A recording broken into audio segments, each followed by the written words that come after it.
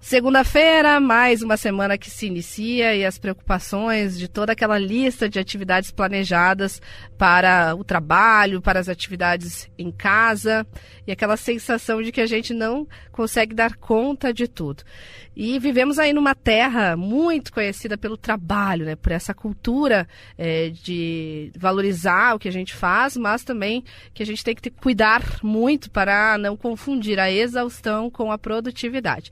E em função desse tema tão recorrente, que é o desenvolvimento de bons profissionais, de líderes que sabem lidar com essas angústias das pessoas atualmente, nós convidamos a psicóloga, fundadora da consultoria Com Propósito, Helena Brochado, para conversar conosco agora. Ela trabalha com desenvolvimento de equipes, de líderes, esteve recentemente, inclusive aqui na Serra, participando de uma programação na Aurora, mas frequentemente tem trabalhos direcionados em empresas da região. Então, muito obrigada por nos atender e por conversar conosco agora. Bom dia.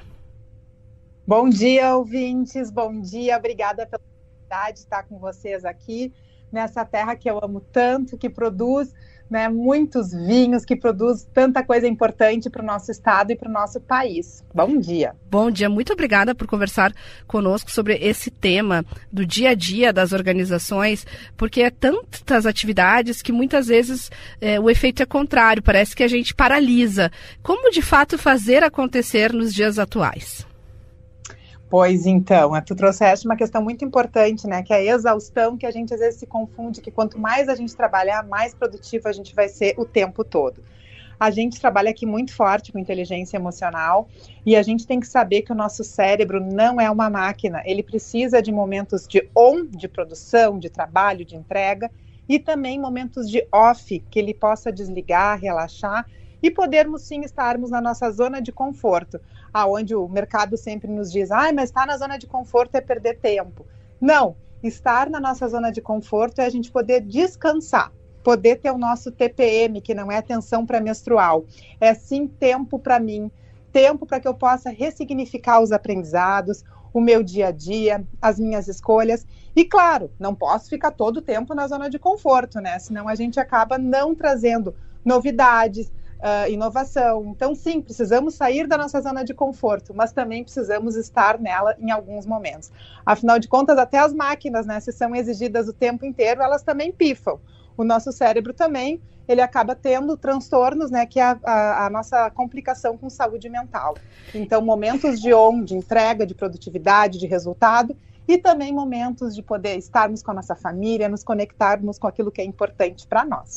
E Helena, de onde vem tanta cobrança? É a cobrança que parte de cima, de líderes? É a autocobrança? É esse mundo atual que a gente vive de infinitas possibilidades, de infinitas escolhas? O que está provocando essa sensação nos profissionais? Tem um autor chamado Han, e ele fala que a gente vive numa sociedade da abundância, onde tudo é possível e os limites estão cada vez menos claros, que é o oposto da sociedade da restrição, no qual nossos pais viviam, onde estava muito certo o que é o correto e o que é o errado. Dentro dessa sociedade da abundância, a gente quer sempre ser o melhor, a gente se autoexige, ter o melhor corpo, ter a família mais estruturada, estar num emprego melhor, estar numa empresa que seja referência. Então, o nosso cérebro não liga o sistema imunológico na abundância. Enquanto a gente tem tudo que a gente quer e que a gente precisa e que a gente está almejando, o nosso cérebro está feliz e diz, vem, quero mais, me manda mais. Quantos e-mails tu recebeste hoje? 500?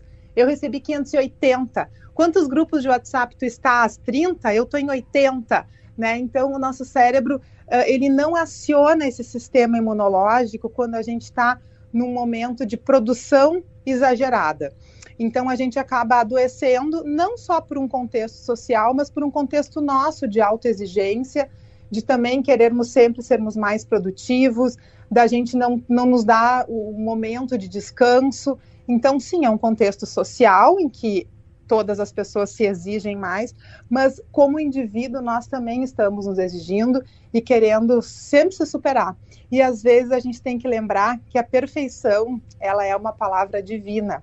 Nós somos humanos, cheios de pecados e de limites, que talvez eu não vá conseguir dar tempo, conseguir fazer tudo, que o meu dia continua com 24 horas, que eu ter que dizer não, às vezes é a melhor resposta que eu possa dar para alguém, né? Não aquele não seco, mas poder dizer que, olha, nesse momento eu não vou conseguir te dar a atenção que tu merece.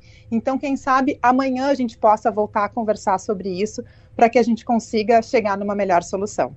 E mesmo quando se consegue trabalhar com essa questão, se desenvolver um bom hábito, a gente sempre está sujeito a transformações. Como lidar com essa transformação que é tão constante na nossa vida, no mercado de trabalho, no dia a dia? Pois então, o que é importante para mim? Quais os meus objetivos? Qual o meu propósito profissional e pessoal? No momento que eu tenho isso mais claro, eu escolho pagar o preço dessas mudanças. A questão toda é que na velocidade em que as coisas vêm acontecendo, pouco tempo e pouco espaço psicológico se dá para a gente poder refletir sobre o que de verdade é importante para mim. Qual a mudança que eu preciso realizar no meu presente para que eu consiga chegar nesse futuro que eu almejo. Então as pessoas vão fazendo, sem ter claro o porquê que eu faço isso. Qual a minha intenção? E aí, realmente, a mudança fica com uma quantidade muito grande, a gente não consegue dar conta de tudo, não. Então, de novo, né, voltar para a nossa essência, por que eu faço o que eu faço? Qual a minha necessidade de fazer mais esta atividade nesse momento? É a minha prioridade? Não é? E realmente incluir os limites no nosso dia a dia é uma condição sine qua non para que a gente consiga evoluir de forma saudável. E essa questão de que parece que a gente não está dando conta é um fenômeno social, não é? Uma pessoa conversa com qualquer um na rua e vê isso à tona. Eu costumo dizer que é a sensação de que a gente está sempre devendo algo. A gente tem sempre aquela lista que a gente não consegue preencher. Em vez de ela diminuir, muitas vezes ela vai aumentando. No caso das mulheres, eu não sei se é impressão minha, mas eu quero aproveitar, já que estamos entrevistando uma mulher, uma psicóloga, Helena Brochado, se essa sensação não se acentua ainda mais, até pelo histórico que a mulher tem aí de triplas jornadas de trabalho.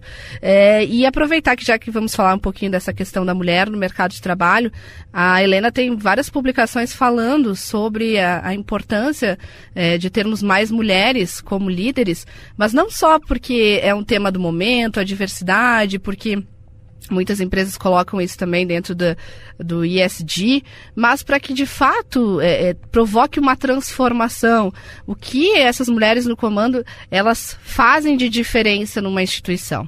Pois então, outro dia eu estava num evento político e tinha uma deputada falando que quando eles ganham, né, as eleições, os deputados homens, o que eles buscam? Eles buscam abrir estradas, eles buscam infraestrutura, e a mulher olha para a creche, para a escola, para lugares onde as crianças podem se desenvolver de uma forma mais sistêmica.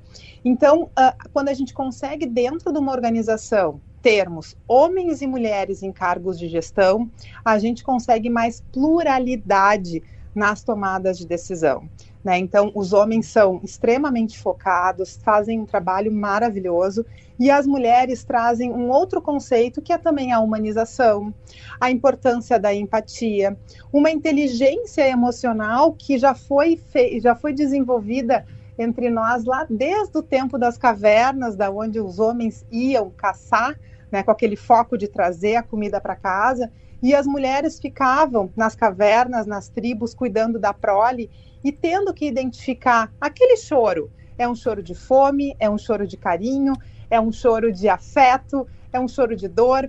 Isso fez com que a gente já viesse, entre aspas, mais chipada, né, com essas informações emocionais. E hoje, dentro das organizações, frente a esse mundo tão competitivo, como tu mesma colocaste, as pessoas querem estar com gestores que inspiram, que têm uma escuta ativa realmente, que buscam aquela conversa olho no olho. Isso tudo é um presente, né? E são comportamentos que as mulheres têm de forma mais fácil. Não que os homens não possam vir a desenvolver isso. Claro que sim, tudo que a gente busca de forma intencional e coloca a nossa força e a nossa energia, a gente consegue desenvolver. Mas isso é mais natural no gênero feminino. Então, que a gente possa, sim, mesclar mais mulheres e homens dentro das tomadas de decisão para que a gente consiga ter empresas mais equilibradas, com foco no resultado, afinal de contas, isso é o que a maioria das empresas busca, mas lembrando que a gestão ela é um equilíbrio entre processos e resultados e gestão de pessoas. É uma gangorra, né? Eu não posso estar dando tanto mais peso para as pessoas do que para o resultado, nem para o resultado e não para as pessoas, porque um depende do outro de forma direta. Então, é essa a importância que tem as mulheres dentro das organizações, focando também na inteligência emocional, numa relação mais humanizada e proporcionando conversas mais significativas que apoiem as pessoas em direção à sua felicidade, aquilo que faz sentido para elas. Muito bem, muito obrigada, Helena Brochado, que é psicóloga, é fundadora da consultoria Com Propósito, que está frequentemente visitando a região da Serra, conversando aí com muitas empresas, muitas equipes. Muito obrigada pelas dicas para a gente começar a semana e um bom dia, um bom trabalho por aí. Eu que agradeço a oportunidade, um grande abraço e uma ótima semana a todos. 7h44. Quem quiser conferir também, essa entrevista está em Pioneira, em GZH, na minha coluna Caixa Forte. O destaque é essa frase, Juliana Bevilacqua: nosso cérebro não é uma máquina.